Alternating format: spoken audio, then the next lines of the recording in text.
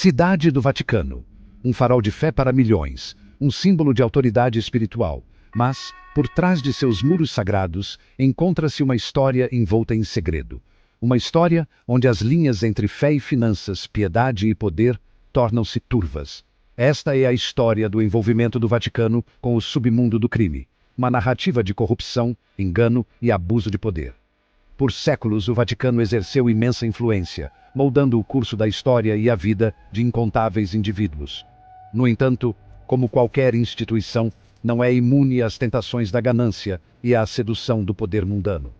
Esta exploração mergulha no ventre sombrio do Vaticano, revelando as conexões entre o crime organizado e os mais altos escalões da Igreja Católica. De escândalos financeiros a alegações de lavagem de dinheiro, a história do Vaticano é marcada por episódios que desafiam sua imagem de santidade e levantam questões profundas sobre a natureza da fé e o abuso de confiança. O escândalo do Banco Ambrosiano, na década de 1980, destaca-se como um dos exemplos mais notórios do envolvimento do Vaticano com elementos criminosos. Este complexo caso envolveu o colapso do maior banco privado da Itália, com tentáculos que alcançavam o coração das finanças do Vaticano. No centro dessa teia de intrigas estava Roberto Calvi, presidente do Banco Ambrosiano, frequentemente apelidado de Banqueiro de Deus, devido aos laços estreitos do banco com o Vaticano. O banco de Calvi estava profundamente envolvido em negócios financeiros questionáveis, incluindo empréstimos para empresas de fachada e entidades ligadas ao crime organizado. O Banco do Vaticano, oficialmente conhecido como Instituto para as Obras de Religião, ou IOR, era um dos principais acionistas do Banco Ambrosiano, e seu envolvimento no colapso do banco levantou sérias questões sobre as práticas financeiras do Vaticano e suas conexões com o submundo do crime. Michele Sindona, um financista siciliano com supostas ligações com a máfia, desempenhou um papel fundamental no caso do Banco Ambrosiano. Sindona cultivou laços estreitos com figuras poderosas no Vaticano, incluindo o arcebispo Paul Marcinkus, chefe do Banco do Vaticano. A experiência de Sindona em bancos offshore e manipulação financeira o tornou um ativo valioso para o Vaticano, que buscava maneiras de investir sua riqueza e contornar as rígidas regulamentações monetárias da Itália. No entanto, as atividades criminosas de Sindona acabaram o alcançando. Seu império de empresas de fachada e transações fraudulentas começou a ruir, arrastando o Banco Ambrosiano e o Banco do Vaticano para o abismo. A morte de Sindona na prisão, em 1986, por envenenamento por cianeto, permanece envolta em mistério, alimentando especulações sobre conspirações de alto nível e até onde entidades poderosas iriam para proteger seus segredos. O destino de Roberto Calvi não foi menos misterioso do que o de seu associado, Michele Sindona. Em junho de 1982, o corpo de Calvi foi encontrado pendurado sob a ponte Blackfriars, em Londres. Sua morte foi inicialmente considerada suicídio, mas investigações subsequentes apontaram para crime. As circunstâncias em torno da morte de Calvi continuam sendo objeto de intensa especulação, com muitos acreditando que ele foi assassinado para silenciá-lo e impedi-lo de expor os segredos do caso do Banco Ambrosiano. A morte de Calvi enviou ondas de choque pelo mundo financeiro e lançou uma longa sombra sobre o Vaticano. Levantou questões perturbadoras sobre a verdadeira natureza dos negócios financeiros do Vaticano e até onde alguns estavam dispostos a ir para proteger a reputação e os interesses financeiros da Igreja. O caso do Banco Ambrosiano expôs a vulnerabilidade do Vaticano à infiltração criminosa e o potencial de suas instituições serem usadas para fins ilícitos. Os arquivos do Vaticano, um tesouro de documentos históricos, guardam em si segredos incontáveis. Embora alguns desses documentos tenham sido disponibilizados a estudiosos, vastas seções permanecem fechadas ao público, alimentando especulações sobre o que poderiam revelar sobre o passado da Igreja. O sigilo em torno dos arquivos do Vaticano levou a acusações de acobertamento e relutância em confrontar plenamente o envolvimento da Igreja em escândalos passados. Pesquisadores e jornalistas continuam a juntar as peças da história oculta do Vaticano, baseando-se em documentos vazados, relatos de testemunhas oculares e evidências circunstanciais.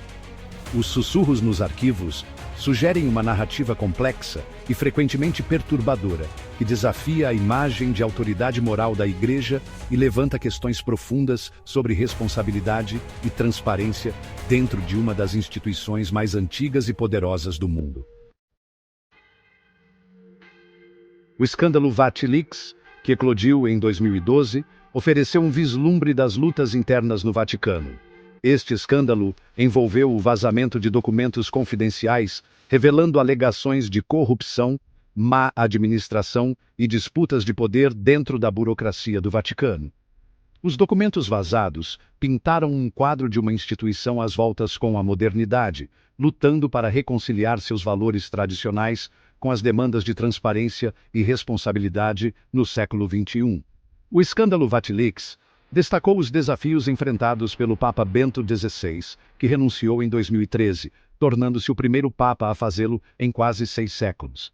A renúncia de Bento XVI foi vista por alguns como um reconhecimento da necessidade de reforma dentro do Vaticano, um reconhecimento de que a Igreja não podia mais ignorar os apelos por maior transparência e responsabilidade. O Banco do Vaticano, há muito envolto em segredo, tem sido repetidamente acusado de ser um canal para lavagem de dinheiro.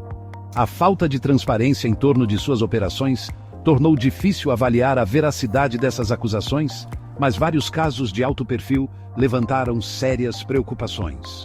Em 2010, as autoridades italianas apreenderam milhões de euros de uma conta do Banco do Vaticano, alegando que os fundos estavam sendo movimentados ilegalmente. O Vaticano tomou medidas nos últimos anos para melhorar a transparência do Banco do Vaticano, mas os críticos argumentam que mais precisa ser feito.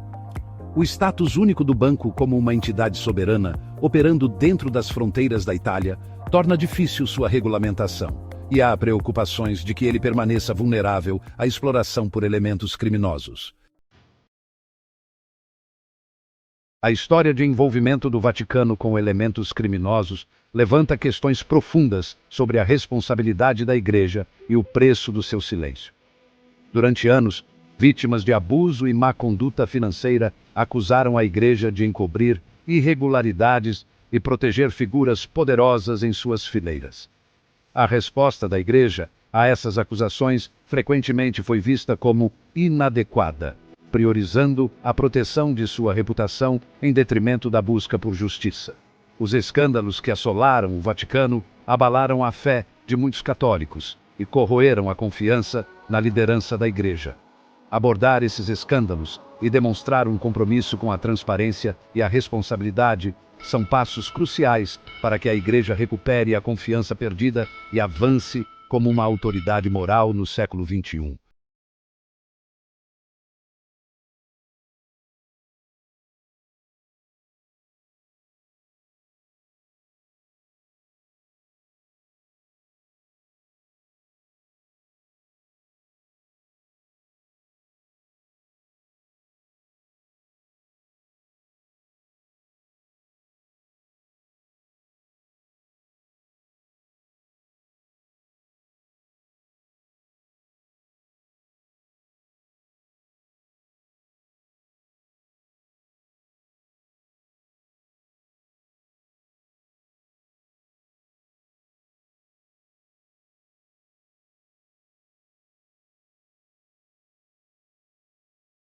A Igreja pode esperar restaurar a confiança e reconstruir sua autoridade moral. A jornada rumo à redenção é longa e árdua, mas é uma jornada que a Igreja deve empreender se quiser permanecer um farol de esperança e uma fonte de orientação moral para milhões em todo o mundo.